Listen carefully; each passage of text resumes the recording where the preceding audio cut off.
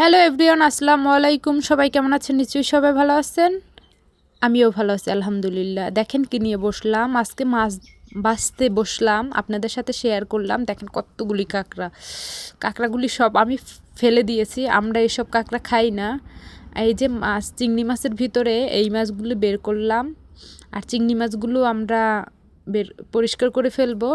আর বাইরে প্রকৃতিটা খুব সুন্দর না? দেখেন বড় বড় মাছ, আর মাছগুলি আমি পরিষ্কার করে নিয়েছি।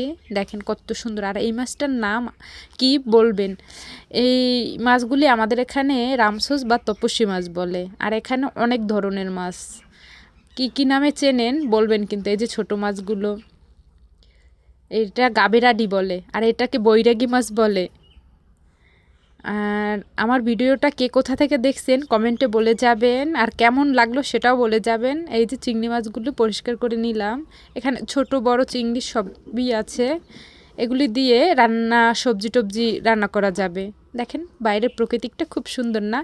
আর তার মাঝখানে বসেই আমি মাছগুলো বেছে নিলাম, কুটে নিলাম। আমার অলরেডি হয়ে গেছে। এই দেখেন ছোট মাছটা আলাদা করে ফেলছি, আর বড় মাছটা আলাদা করে ফেলছি। মাছগুলি দুপুরে রান্না হবে।